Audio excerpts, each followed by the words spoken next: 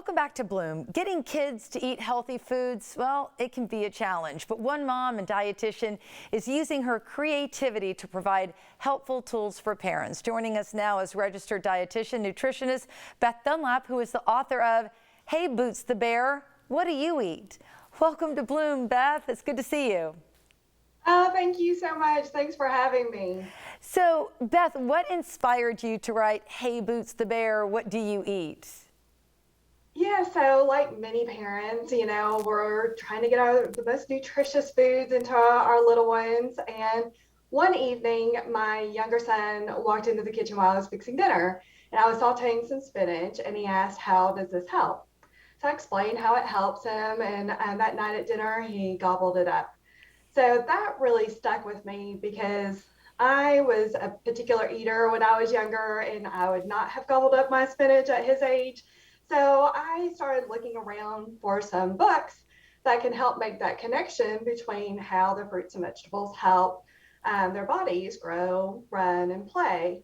I couldn't really find exactly what I was looking for, so I decided it would be really fun to create it.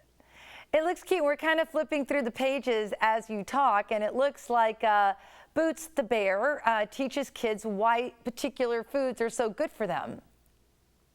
Yes, exactly. So each particular fruit and vegetable, we have over 20 individual fruits and vegetables and the 5 color groups of fruits and vegetables. And each one of them has particular symbols beside of them as to what Boots the Bear is acting out and how that particular fruit or vegetable or the color group kind of helps their body. So it helps make that connection for the child between how they help their body and gives the parent an additional item to be able to talk to their children when they're asking, like, why should I eat my vegetable? Well, now the parent can go, well, let's go look and see what Boots the Bear says. That's so cute. So can you talk to me about the 7 building blocks that parents can lean on to help their kids eat better foods? Yes, so the 7 building blocks is a parent's guide because how we feed our children is just as important as what we're actually putting down in front of them. So this is going to be a little, a simple little parent's guide for them to be able to use. It's written in more of a magazine style fashion. So parents can just kind of flip through it. We're all so very busy, especially when you're in the thick of it and you're raising those little ones. I wanted to make it into small little digestible nuggets of information that parents can just take and use even that day. There's a lot of fantastic resources out there that are going into much more detail, but I just wanted to provide like a quick little, hands-on actionable tools that parents can take away with them. That is so cool. So this is over and above your book. Yes, this is a parent's guide. So it goes in conjunction with the little Boots the Bear book, but this is more geared towards the parents so that they can learn the best feeding techniques to help their children. So what are some things that parents may not realize when they're feeding their kids? Yeah, so one thing is that babies are born with a great way to self-regulate their intake. So we are all born knowing exactly how much we need to eat and knowing when to stop eating. So that is something to preserve in your little one as they're getting older and helping them recognize what their body is telling them.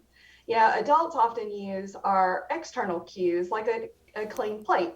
So we want our children to use their internal cues, use their body as a way to know like when to stop eating, when they're full. It just helps them manage their energy and their intake and that they're not eating too much. When do parents need to start thinking about these steps and working with their kids on food? Right when the baby's born? Well, in that first little bit, of course, they're either nursing or bottle feeding. And then once you start introducing foods, you get into something called a flavor window.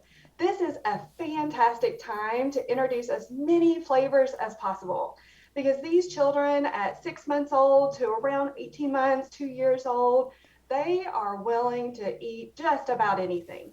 Now, their faces might look a little different. Like if you put in something bitter, then they might kind of turn their face up, but it's just because that's a new flavor. But keep, giving it to them and they start getting familiar with that flavor. Once they get to be about 2 years old, then they kind of switch and they become very particular about the foods that they're eating and being cautious about, trying new foods. This is a completely normal part of development. So it's not something to be alarmed at. Many toddlers go through this stage, and it's just important to keep offering a variety of foods to your little ones. All right. Well, I like the little face. I remember those all too well that they would make when they hear new foods. All right, Beth, thank you so much. And I want to tell folks where they can find you. You can always visit kidssunnybites.com. And we're going to be back with more Bloom right after this. Great. Thank you so much. Thank you.